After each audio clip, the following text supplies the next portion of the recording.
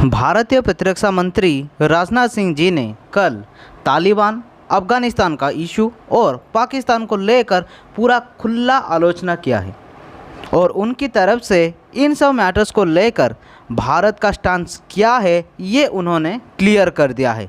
इसके साथ राजनाथ सिंह जी और उनके साथ जो दूसरे डेलीगेट्स थे उन्होंने क्या क्या आलोचना किया है, आइए जानते हैं इस पूरे वीडियो में उसके सार। तो तालिबान एक आतंकी ग्रुप है, ये सिर्फ आपको नहीं, मुझे नहीं, ये पूरा विश्व को मालूम है। इतने सारे बात जानने के बावजूद बहुत ही बड़े बड़े वर्ल्ड पावर्स तालिबान के खिलाफ चुप है और तालिबान को आतंकी संगठन मानने से इतरा रहे हैं। फिर भी यहाँ पर भारत के प्रतिरक्षा मंत्री श्री राजनाथ सिंह जी ने कल ये बोला है कि तालिबान एक आतंकी गोष्ठी है और ये कहने में मैं कोई भी दुविधा में नहीं रह रहा हूँ। तालिबान एक आतंकी ग्रुप है और किसी भी प्रकार में भारत किसी भी प्रकार आतंकियों का सपोर्ट नहीं करने वाला। आपको तो ये भी मालूम होगा कि भारत ने अफ़गानिस्तान के अंदर $3 बिलियन के ऊपर से बहुत सारे इन्वेस्टमेंट किया है। उनके पार्लियामेंट हाउस से लेकर डैम से लेकर बहुत सारे चीज़ों को भारत ने अफ़गानिस्तान के अंदर बनाया है। पाकिस्तान ने तालिबान को ये बोला था कि भारत ने जो भी इंफ्रास्ट्रक्चर वहाँ पर बनाया है उसे तोड़ दे, लेकिन तालिबान ने ये बोला कि हम इसे नहीं तोड़ेंगे क्योंकि ये हमारा संपत्ति है, तो फिर हम इसे तोड़ेंगे ही क्यों। तो यहाँ पर पहली बार पाकिस्तान के मुंह पर एक तमाचा पड़ा है। ये तमाचा पहली बार पड़ा है, लेकिन आगे बहुत बार पड़ेगा क्योंकि आगे जाकर पूरा पाकिस्तान को तालिबान हड़पने की कोशिश करेगा। लेकिन अभी चलिए वीडियो के टॉपिक के ऊपर।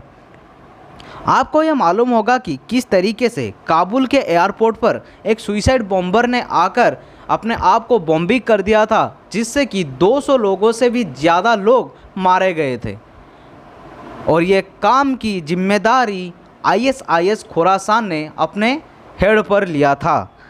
तो इसके रिटेलिएशन में USA ने ISIS खुरासान के ऊपर ड्रोन पर हमला करने की दावा किया और उसी के साथ ये भी दावा किया कि उसके जो मास्टरमाइंड था, मतलब जो काबुल एयरपोर्ट दुर्घटना की जो मास्टरमाइंड था, उसको निपात कर दिया गया। और उसके बाद ही जो बाइडेन ने बहुत ही बड़ी बड़ी भाषण मारा और भाषण मार के ISIS को पूरी तरीके से हम नेस्तनाबूद कर देंगे इस बारे में बताया। लेकिन ISIS खुरासान कहाँ मारने की चीज़ है, उसको तो पाकिस्तान का सपोर्ट है। तो फिर खुरासान ने क्या किया, ISIS खुरासान ने उसके बाद ही, मतलब बाइडेन के स्पीच ख़त्म होने के बाद ही काबुल के एयरपोर्ट पर रॉकेट की फायर कर दिया, जिससे कि 2 से भी ज़्यादा लोगों की मौत होने की जानकारी प्राप्त। अभी आप मुझे ये भी पूछेंगे कि भाई सब तो चल रहा था, आप तालिबान के बारे में बता रहे थे, अब राजनाथ सिंह जी के बारे में बता रहे थे, आप अफ़गानिस्तान में भारत की इंफ्रास्ट्रक्चर के बारे में बता रहे थे, आप ISIS खुरासान के बारे में बता रहे थे, आप काबुल के एयरपोर्ट पर बॉम्बिंग के बारे में बता रहे थे, आप जो बाइडेन के बारे में बता रहे थे, लेकिन यहाँ पर पाकिस्तान बीच में कहाँ पर घुस के आ गया। देखिए सर, बात कुछ इस प्रकार की है कि पाकिस्तान ऐसा शैतानी बच्चा है, आप जिस जिस कांड में आप रिसर्च करो, आप जिस भी काम पर आपकी नाक घुसेड़ो, वहाँ पर पाकिस्तान का लिंक ज़रूर मिल जाएगा, क्योंकि वो ऐसा ही है। पाकिस्तान हर एक देश में जाकर जो टेरर फंडिंग कर रहा है, मतलब टेररिज्म को बढ़ावा दे रहा है, और इसीलिए ही पाकिस्तान FATF का ग्रे लिस्ट में है, इसमें कोई किसी को दुविधा नहीं है। लेकिन यहाँ पर पाकिस्तान ने क्या किया है ये आप जानकर ताजुब हो जाएंगे, और इसी के रिटेलिएशन के लिए राजनाथ सिंह जी और बड़े बड़े डेलीगेट्स का कल रात को गुप्त रूप से एक मीटिंग हुआ है और उस मीटिंग में अजीत डोभाल, अमित शाह, नरेंद्र मोदी, राजनाथ सिंह, ये सारे जो बड़े बड़े नेताएं हैं भारत के और जिनके हाथों में देश का सिक्योरिटी है, वो सारे यहाँ पर गुप्त रूप से मीटिंग किए हैं। और वो मीटिंग का क्या निष्कर्ष निकल के आया ये किसी को मालूम नहीं, क्योंकि ये क्लासिफाइड था। लेकिन राजनाथ सिंह जी ने इस मीटिंग के बाद जो कहा वो थोड़ी सी इंगित कर रही है कि किस टॉपिक पे ऊपर यहाँ पर मीटिंग हुआ था। तो अभी आते हैं पाकिस्तान की इन्वॉल्वमेंट के बारे में। तो बात कुछ इस प्रकार का है कि आप ये कॉन्सेप्ट को भूल ही जाओ कि ISIS खुरासान ISIS का एक पार्ट है। मतलब जो लीबिया, सीरिया, इराक, ईरान उस एरिया में जो ISIS है, मतलब जो इस्लामिक स्टेट्स है, वो ISIS खुरासान से पूरा अलग है। क्योंकि ISIS खुरासान कोई सीरिया या फिर लीबिया से निकल कर नहीं आया है। ये कहाँ से आया है? ये आया है अफ़गानिस्तान से। और ये अफ़गानिस्तान पे जो ये टेरर ग्रुप है जिसका नाम है ISIS खुरासान, ये ISIS जो असंतुष्ट व्यक्ति थे, वो तालिबान के जो असंतुष्ट व्यक्ति थे, वो जैसे मोहम्मद के जो असंतुष्ट व्यक्ति थे, वो लश्कर तैयबा के जो असंतुष्ट व्यक्ति थे वो, और उसी के साथ ISI के कुछ अधिकारियों के द्वारा ये मिलजुल कर ये संगठन बना है। तो मतलब आप ये सोच के देखिए कि इसका संजोड़ना कौन कर रहा है। इसका संजोड़ना पाकिस्तान कर रहा है, मतलब पाकिस्तान का इंटेलिजेंस एजेंसी ISI कर रहा है। ISI इन्हें डायरेक्टली फंड करता है और उसी के साथ क्या करता है, उसी के साथ ISI ये करता है कि इनको जो सारे अस्त्र शस्त्र है, मतलब चाइना से इंपोर्टेड या फिर रसिया से इंपोर्टेड जो भी सारे अस्त्र शस्त्र है, गोला बारूद है, जो भी सारे टेक्नोलॉजी से, वो इन सब को प्रोवाइड करता है। आप एक तरीके से डीलर मानते चलिए। मतलब वो यहाँ से चीज़ें लाता है और यहाँ पर चीज़ें देता है, और उसी के साथ अपना आइडियोलॉजी और अपना पर्सपेक्टिव और अपना पैसा इनके ऊपर इन्वेस्ट करता है। भाई आपके देश के लोग मरे तो मरे, लेकिन आप टेरर फंडिंग करने से नहीं रुकने वाले। यही है भाई पाकिस्तान का असली सच्चाई। तो फिर अफ़गानिस्तान में अशांति बजाय रखना और एक दूसरे जो टेरर ग्रुप्स थे उनके बीच में लड़ाई करना, यही था पाकिस्तान का पहला मकसद, और उसमें पाकिस्तान सफल हो गया। लेकिन जब एक दूसरे के साथ लड़ाई होता है, उसके बाद एक टाइम आता है जब कि पूरे मामला को न्यूट्रलाइज करना है। क्योंकि आप ये देखिए कि किस तरीके से मैं ये बता रहा हूँ कि जो तालिबान था उसमें से जो असंतुष्ट आए, ISIS से जो असंतुष्ट आए, मतलब असंतुष्ट लोगों की एक गोष्ठी से ISIS खुरासान बना था। तो फिर इसी असंतुष्ट और तालिबानों के बीच में पाकिस्तान ने क्या किया, पहले झगड़ा लगा दिया, और उसी को देखकर USA ने तालिबान की सपोर्ट किया और ISIS खुरासान के ऊपर बॉम्बिंग कर दी और उसके रिटेलिएशन पर काम किया। लेकिन जब ये मामला बहुत बड़ा हो गया, तब पाकिस्तान ने क्या चाल रचा? पाकिस्तान ने ये चाल रचा कि तालिबान और जो है एगेंस्ट में, मतलब जो उनके असंतुष्ट थे, एगेंस्ट तो नहीं बोल सकता, असंतुष्ट थे, लेकिन उनका आइडियोलॉजी तो सेम ही है। तो फिर उसी आइडियोलॉजी को ही देखते हुए उन दोनों को पाकिस्तान यहाँ पर मिला दिया। सिर्फ उन दोनों को नहीं, बहुत ही टेरर ग्रुप्स को पाकिस्तान ने मिला दिया, और मिला के एक बहुत ही बड़ा टेरर का नेटवर्क पाकिस्तान ने बना लिया। और उस नेटवर्क का हेड कौन कर रहा है? उस नेटवर्क का हेड कर रहा है पाकिस्तान खुद। आपको तो ये बहुत ही भली भांति मालूम होगा कि कुछ दिन पहले पाकिस्तान का जो एक्सटर्नल मिनिस्टर है शाह महमूद कुरैशी, वो तालिबान के बड़े लीडरों से मिलने के लिए गए थे, और वहाँ पर वो सारे आतंकी संगठनों को इकट्ठा करके उनके साथ बातचीत किया और उन सबको मिला दिया। तो फिर उसका रिजल्ट में क्या आया कि जब तालिबान पहले अटैक करता था, लेकिन ISIS खुरासान का नाम आप अभी तक नहीं सुनते थे।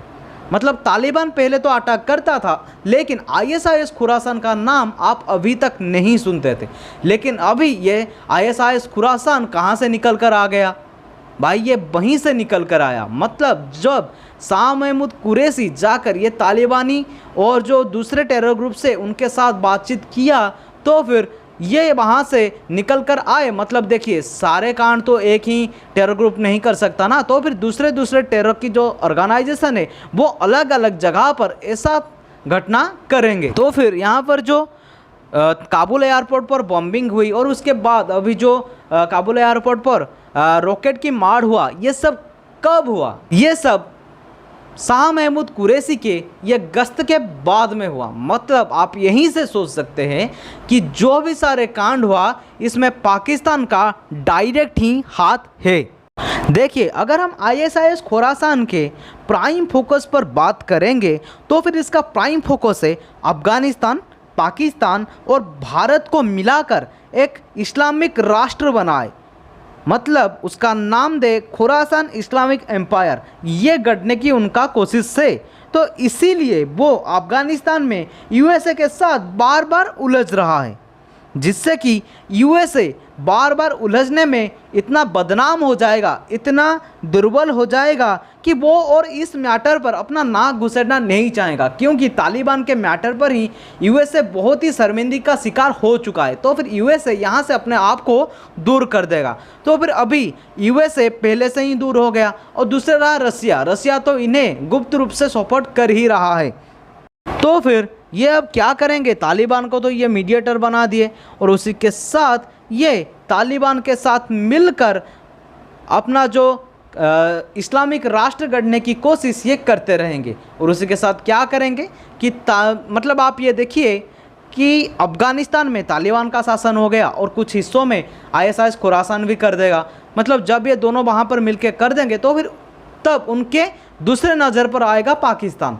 तो दूसरे नज़र पर जब पाकिस्तान आएगा तो फिर पाकिस्तान तो पहले से ही उनका सहायता कर रहा है, तो फिर वो पाकिस्तान को अब अपने आंखों पर नहीं रख के, क्योंकि वहाँ से उनको फंडिंग मिल रहा है, तो फिर उनका नज़र डायरेक्ट आएगा इंडिया पर। और जब डायरेक्ट उनका नज़र इंडिया पर आएगा तो पाकिस्तान तो उनको सपोर्ट करेगा ही।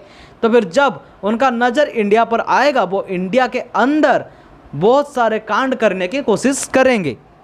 और उसका प्लान भी कुछ हद तक सामने तक आ गया है, और मैं उसके बारे में एक डिटेल्स वीडियो बनाऊंगा। लेकिन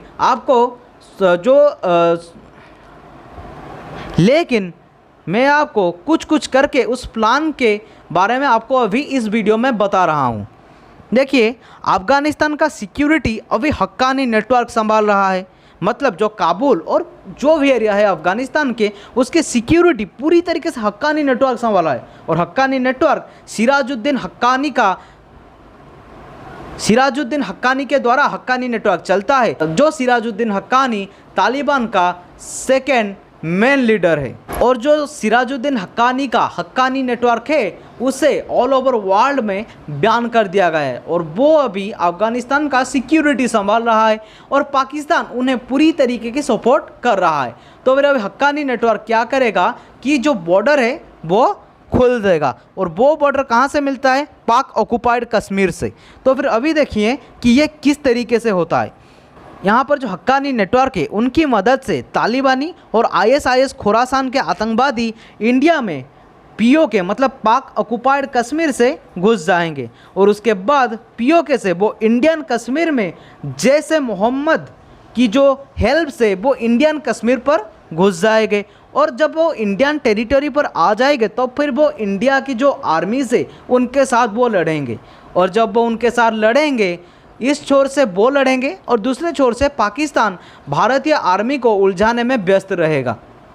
जब इन दोनों चीज़ों में भारतीय आर्मी व्यस्त रहेगा तो फिर जो भारत के अंदर जैसे मोहम्मद, लश्कर-ए-तैयबा और उसके साथ जो भी सारे टेरर ग्रुप्स है, उनके जो स्लीपर सेल्स है, उनको वो एक्टिवेट कर देंगे। तो फिर यहाँ पर भारत अंदर से भी और बाहर से भी घिर जाएगा।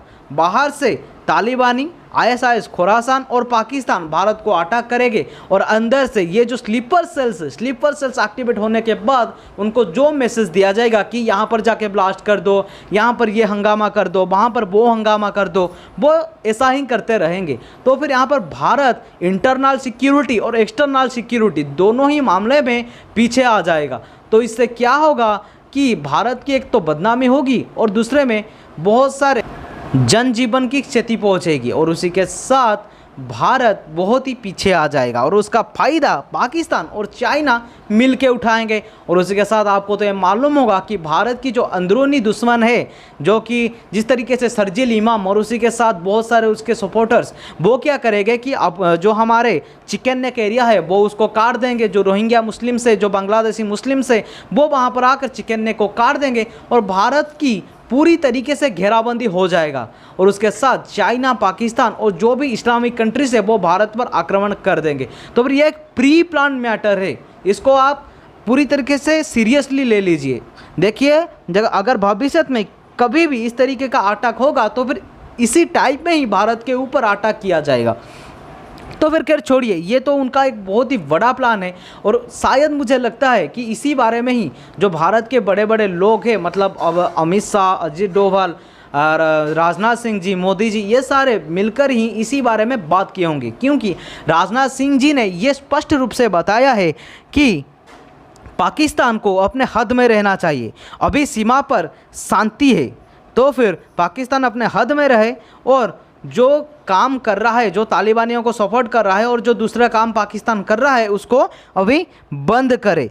नहीं तो पाकिस्तान को सिर्फ हम अपने देश से ही अटैक नहीं करेंगे, हम दूसरे देश की टेरिटोरीज में भी हम घुस के पाकिस्तान को वहाँ से अटैक करेंगे। मतलब यहाँ पर अंदर ही अंदर कुछ बड़ा होने वाला है दोस्तों। तो फिर जो भी बड़ा होगा उसके बारे में हम वीडियोस बनाते रहेंगे और ये जो अंदरूनी मामला है उसके बारे में और जो डिफेंस अपडेट है उसके बारे में हम आपको पूरी वीडियो आपको प्रोवाइड करते रहेंगे। भी ये जो पाकिस्तान शांत है, मतलब आप इसको यही समझिए कि पाकिस्तान अपने खुराफाती दिमाग से दूसरी ओर कुछ बड़ा करने की साजिश रच रहा है। क्योंकि ये पाकिस्तान की सिर्फ तूफान की आने से पहले शांति ही है। तो फिर यहाँ पर भारत को पूरी तरीके से सजग रहना होगा, सचेत रहना होगा और उसी के साथ इन सब को जड़ से निपात करना होगा। तो आज की वीडियो में बस इतना ही दोस्तों। देखते रहिए नॉलेज मैटर्स। यहाँ पर रहता हूँ। वंदे मातरम।